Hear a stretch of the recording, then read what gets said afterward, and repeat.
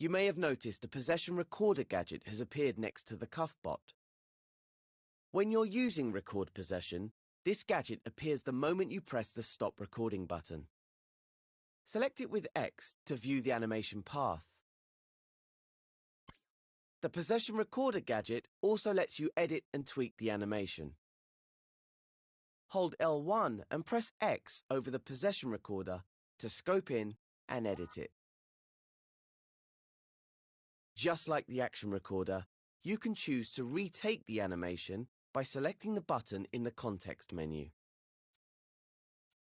To stop editing the Possession Recorder, select Stop Recording in the context menu. Or hold L1 and press the circle button to quickly scope out. You can also tweak the Possession Recorder with L1 and the square button.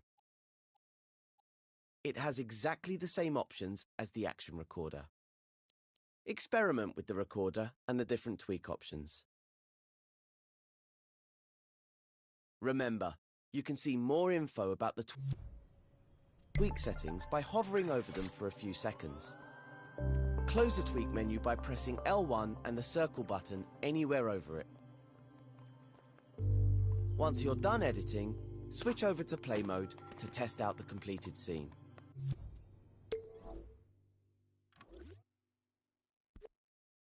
Then Connie can navigate to the last platform and help Cuthbert through the door to complete the tutorial.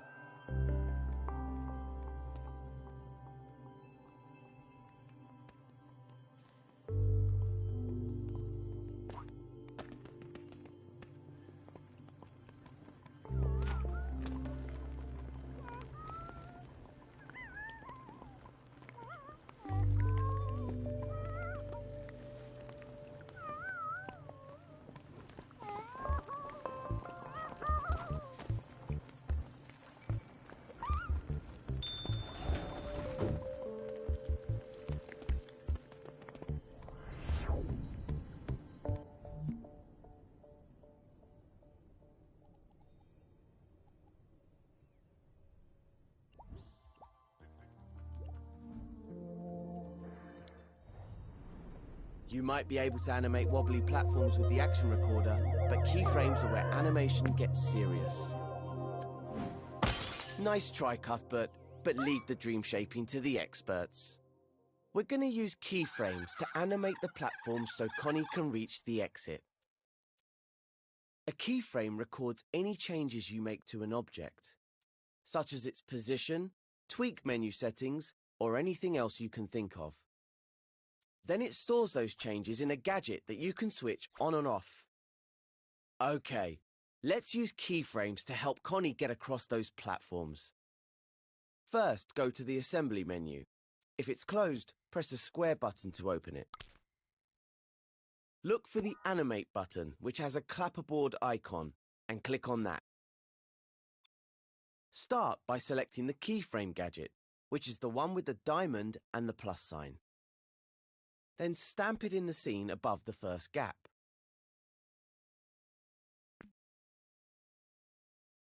You'll notice there's now a Stop Recording button in the context menu, and your imp now looks like a red keyframe. That means the Keyframe gadget is recording any changes you make in the scene. But unlike the Action Recorder, it only records the state of things, not a period of time. It's probably easier to understand if we put it into practice. Let's try it on the block that's on the ground in front of Connie. Grab it with R2 and place it between the first two platforms. You'll see some dashed lines appear on the block. These tell you that the keyframe has recorded the change you've made to the object. You can move it as many times as you like. It'll only store the final result. If that's not the outcome you wanted, you can always undo your last change with the left directional button. The next bit is super important. To finish and store your changes in the keyframe, you need to select the Stop Recording button in the context menu. Select it now and see what happens. That's right. The block has snapped back to its original position. That's because the keyframe isn't active right now. But we can still see what's recorded by selecting the gadget with X. There, the block is back to where you moved it. You'll notice the keyframe doesn't record how things moved, just where they moved to. Make sure you deselect the keyframe before moving on. You can do that by pressing the circle button. In the next step, I'll show you how to use your keyframe in the scene.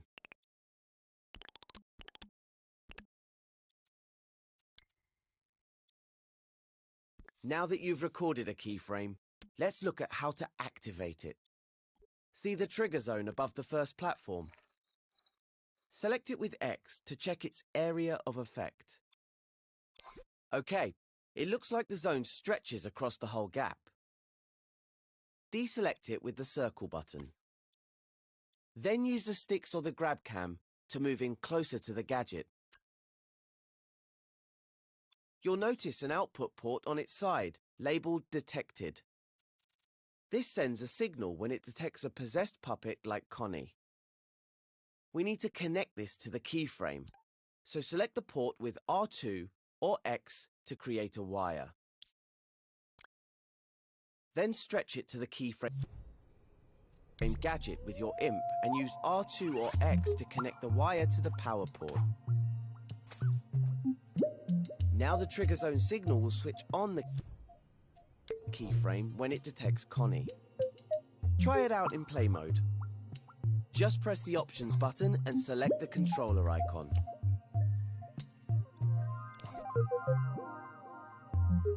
See? As soon as Connie enters the trigger zone area, the block springs into place. Well, it works okay, but the animation's a bit fast, don't you think?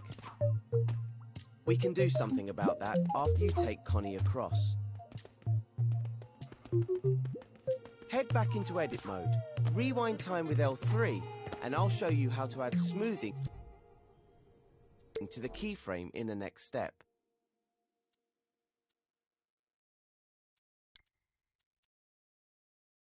Okay then, we've made a simple keyframe animation.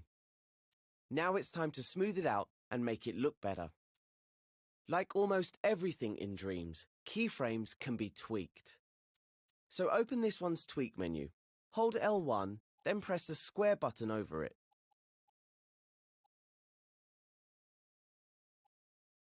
You'll see two sliders at the bottom, slow power up and slow power down. These determine how long it takes for the keyframe to turn on fully. Hover over the slow power up slider now and hold X. Then move your imp to the right to increase the value. Let's set it to 1 second for now. You can set slow power down to any value you like. Then close the tweak menu by selecting the cross icon in the corner. Or you can hold L1 over the menu, then press the circle button. Let's see what that looks like in play mode.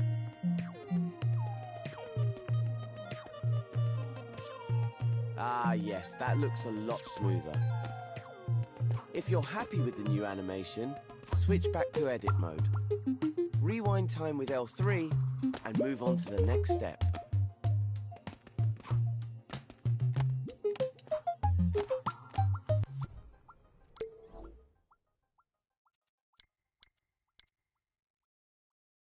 It looks like the bridge across the next gap has collapsed. We could just move it back into place, but where's the fun in that? Let's perform a little bit of magic instead. Go to the Assembly menu and select another keyframe from the Animate menu. Stamp it above the gap with R2 or X. Now see if you can reassemble the bridge. Grab the first part and move it back where it should be. One of the great things about keyframes is that they can affect multiple objects. So you can put the other half of the bridge back too.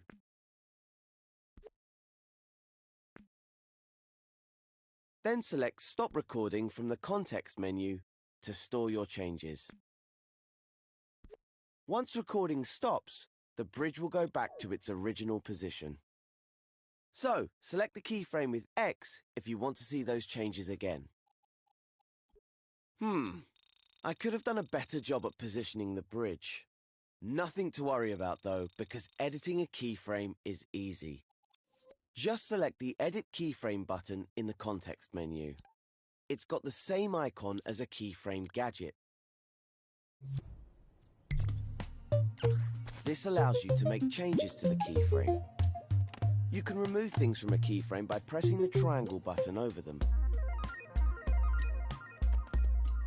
And now the bridges are back on the ground. Let's put them back into place, but this time, make sure they're a bit straighter. Remember, when you're grabbing things, you can realign them by pressing the triangle button. There we go, much better. You can select Stop Recording again to finish editing this keyframe. Then move on to the next step when your bridge is in place.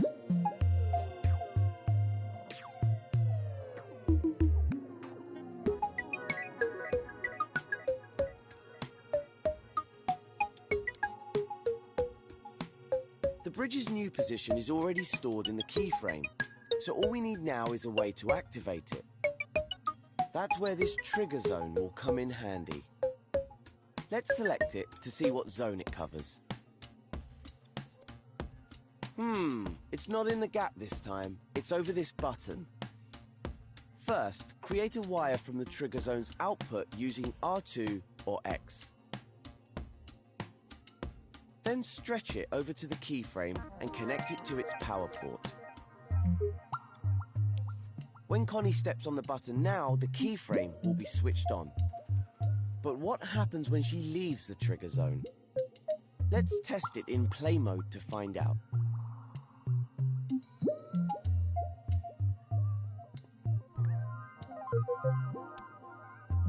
Just as I thought, when Connie moves away, the keyframe switches off. Let's head back to edit mode and see what we can do about that. Of course, we could just move the trigger zone into the gap, but this is an animation tutorial. So let's see if we can use the keyframe's tweak menu to fix the problem. Open it now with the L1 and square button shortcut and have a look at the options there. Hovering over the buttons will bring up their names. The one we're interested in is called Keep Changes. With this option turned on, any changes made by the animation will be permanent. So once Connie activates the keyframe, the bridge will stay in its new position until you rewind the scene. Since we're already in the tweak menu, let's add some smoothing to that animation. I think I'll set it to 2 seconds this time. Okay, time to close the tweak menu with L1 and the circle button. Then try out these changes in play mode.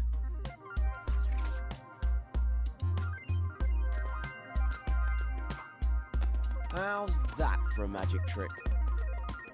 You can switch back to edit mode, rewind time, and experiment with the keyframe to see what else you can do.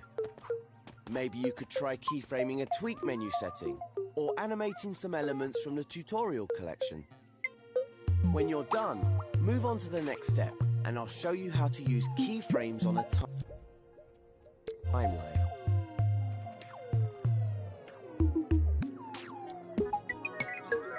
Keyframes are great for making simple animations. But if you want to make something more complex, you need a timeline. See that little block floating between the last two platforms? Let's use keyframes on a timeline to animate it. Start by selecting a timeline from the Animate menu.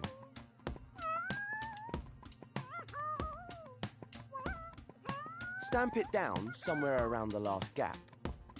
Then you can use the circle button to unequip the gadget. Now open the timeline, hold L1 over it and press X. This is the timeline canvas. You can move the canvas with your imp by grabbing it with R2. The numbers along the top are seconds, and you can see it set to 8 seconds by default.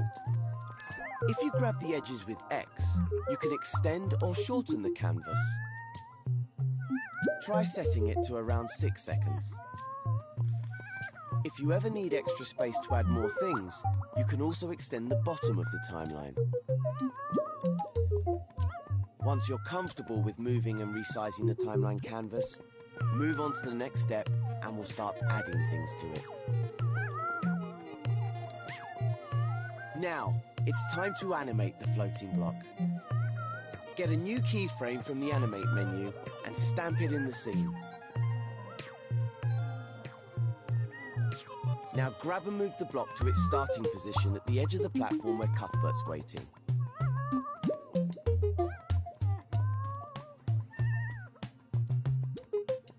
Once the block's in place, remember to press the Stop Recording button in the context menu. Now, grab the Keyframe gadget and move it over the timeline. The gadget will snap to it. Place it at the very start of the timeline. Then get another keyframe from the Animate menu. We'll use this one to record the block's second position. This time, stamp the keyframe directly onto the timeline. Around the 2-second mark is good. On the same row as the first keyframe. Use this one to record the block's second position. This time, stamp the keyframe directly onto the timeline. Around the 2-second mark is good. On the same row as the first keyframe.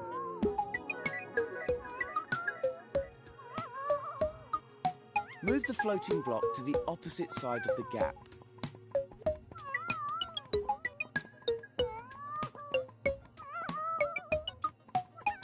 Now stop recording. Hover over the timeline canvas and play controls will appear. Using these controls, you can preview just the timeline without playing the rest of the scene. Select the play button to preview your animation. As you can see, gadgets are only active when the timeline's playhead is over them. So, when neither of the keyframes are switched on, the block goes right back to its original position. Now we need to edit the animation. Just the timeline without playing the rest of the scene. Select the play button to preview your animation. Just the timeline. Hover over the timeline canvas and play controls will appear. Using these controls, you can preview just the timeline without playing the rest of the scene. Select the play button to preview your animation. As you can see, gadgets are only active when the timeline's playhead is over them. So, when neither of the keyframes are switched on, the block goes right back to its original position. Now we need to edit the animation so the first keyframe blends into the second. To do that, open the first keyframe's tweak menu with L1 and the square button. Now that the keyframe is on a timeline, the buttons that were grayed out before are available. These are blend types, and they change how one keyframe merges into the next. Select the linear button, which will blend to the next keyframe at a constant speed. If you press the timeline's play button now, you'll see the platform moves smoothly between the keyframed positions. Feel free to try out other blend types and see how they affect the animation. Then move on to the next step when you're ready.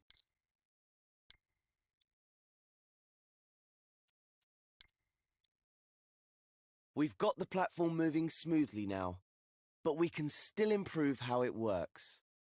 Let's begin by making it pause for a moment at the start and finish, so Connie has an easier time getting on.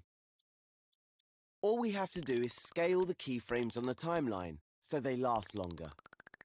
You might want to get up close to the first keyframe before we start.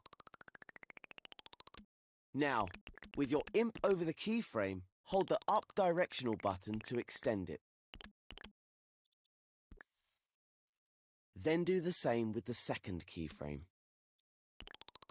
Now that the keyframes are longer, the blend has become quicker. You can see it for yourself by selecting the play button under the timeline.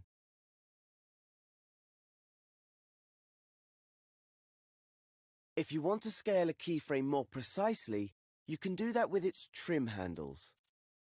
Trim handles are the dotted lines at the beginning and end of keyframes.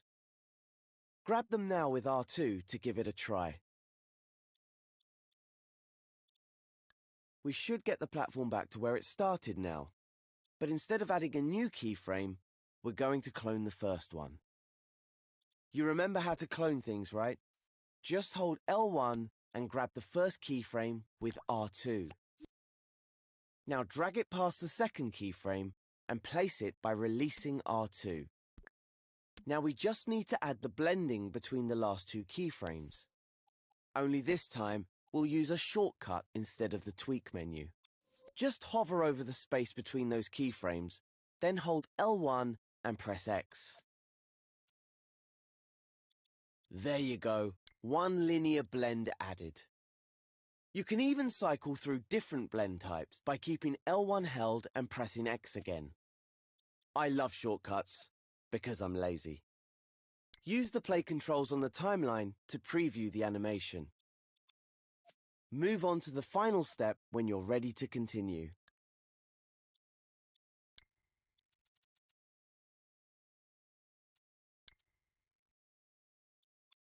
Now, because there's some space at the end of the timeline where none of the keyframes are active, the platform just snaps right back to its original position. There's a few ways we could fix this. For example, we could shorten the timeline so there's no gap at the end. We could also lengthen the keyframe animation so it fills up the whole timeline. Or we could turn on Keep Changes in the last keyframe's tweak menu.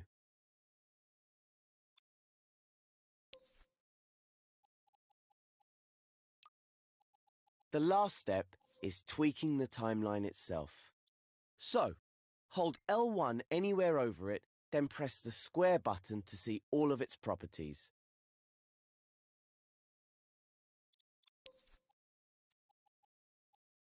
The playback speed makes it go faster or slower. But what we're interested in right now is the playback mode. When it's set to once, the whole timeline will play, even if it was only powered for a split second. When it's set to sustain, it will only play when it has constant power.